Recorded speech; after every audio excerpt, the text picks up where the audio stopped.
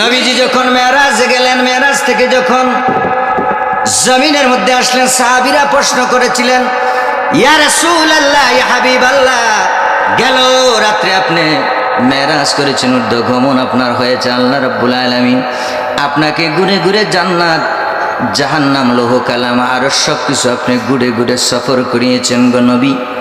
আপনি বলুন তো জান্নাতটা কেমন দেখেছেন, জান্নাতটা কত সুন্দর দেখেছেন, আমাদেরকে একটু বর্ণনা দেন। সুবহানাল্লাহ।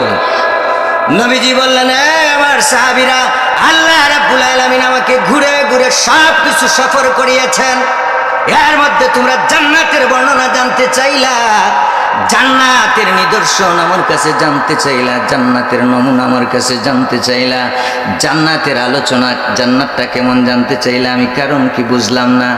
আল্লাহ রাব্বুল আলামিন তো আমাকে অসংখ্য কিছু দেখিয়েছেন, বলুন সুবহানাল্লাহ।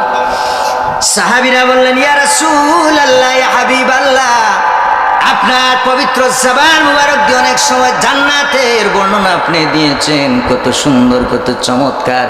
জীবনে কোনো দিন গো নবী আমাদের চোখে জান্নাত দেখা সম্ভব হয় নাই, যেহেতু আপনার সশরীরে সচক্ষু মুবারকে জান্নাত দেখেছেন, ইয়া রাসূলুল্লাহ, ইয়া হাবিবাল্লাহ, ওই জান্নাতের বর্ণনা, নমুনাটা আমাদেরকে একটু বলেন।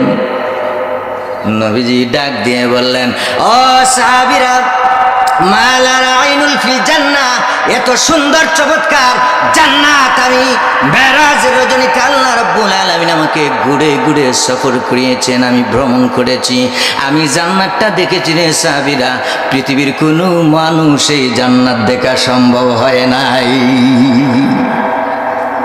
সাহাবীরা বললেন, তাইলে দুনিয়ার মধ্যে কি জান্নাতের কোনো নিদর্শন, কোনো নমুনা, বর্ণনা আছে গো নবীজি? আপনি আমাদেরকে একটু বলবেন। ইয়া রাসূলুল্লাহ, ইয়া হাবিবাল্লাহ, নবীজি বললেন, হ্যাঁ, দুনিয়ার মধ্যে জান্নাতের নিদর্শন আছে, জান্নাতের নমুনা আছে। যেখানে কোরআনের আলোচনা করা হয়, হাদিসের আলোচনা করা হয়, আল্লাহ রাব্বুল আলামিনের সম্মানের আলোচনা করা হয়, নবী পাকের হাদিসের আলোচনা করা হয়, সামিয়ানার ব্যবস্থা করা হয়, ওই জায়গাটার মধ্যে যদি তোমরা নিরিবিলি চুপচাপ বসে বসে কোরআন হাদিসের আলোচনা শুনতে পারো, কোরআন হাদিসের আলোচনা তোমরা শ্রবণ করতে পারো, সাহাবীরা রে, দুনিয়ার মানুষেরা, এটাই হয়েছে তোমাদের জন্য দুনিয়ার মধ্যে জান্নাতের একটা নিদর্শন। বলুন সুবহানাল্লাহ।